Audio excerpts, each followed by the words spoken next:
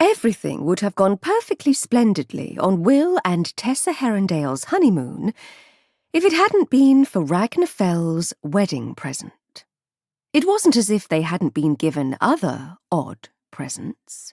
Henry had given them a squarish object with a button on top that he promised would allow them to walk through walls, but it hadn't worked yet. Gabriel had given them a lovely silver serving platter whose border was etched with a design of horrifying ducks. Ernie, the proprietor of the Devil Tavern, had given them a bottle of his homemade wine, which they hadn't gotten up the nerve to try since Will had spilled some and burned a hole in the carpet.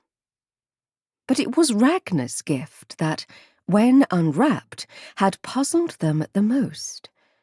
It was a beautiful crystal globe, delicate as a soap bubble, with what looked like green smoke swirling inside it.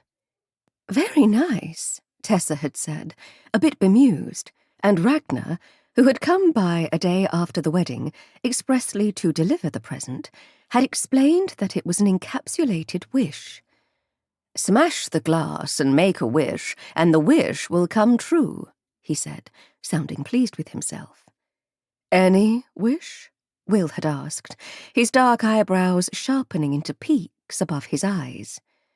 "Well, not any wish," Ragnar had said grumpily. "A wish that is within reason. Do not make wishes that meddle with life and death. That never goes well." "What if it wasn't life and death?" Will persisted.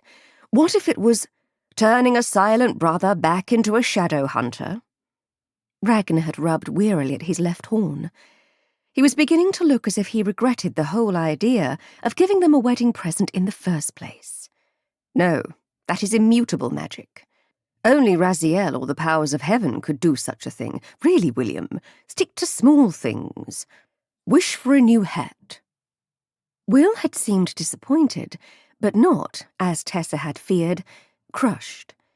He was beginning to accept that certain things could not be changed. She recalled the Will she had met at first, who had seemed at war with everyone and everything in his life, and was glad he had learned to sometimes put down his arms, though he would always battle against injustice and unfairness, and for that, Tessa loved him all the more. On the train to Paris, they had talked over what they might wish for. Riches.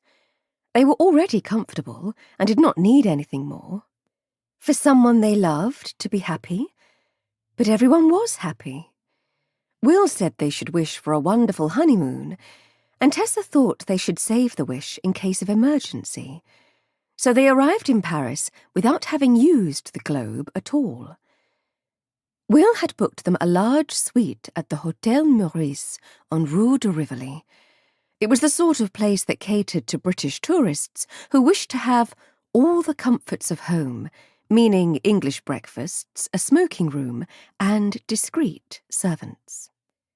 Tessa was assigned a maid, a pleasant girl from Brittany, to help with her clothing and hair.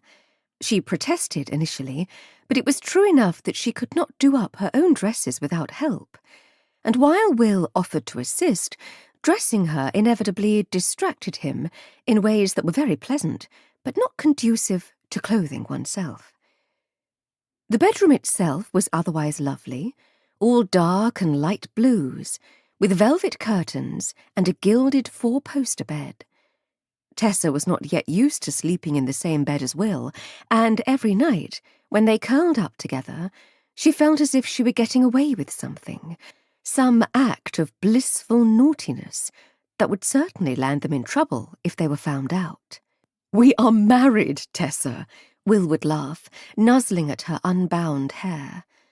"The angel Raziel himself approves of our union."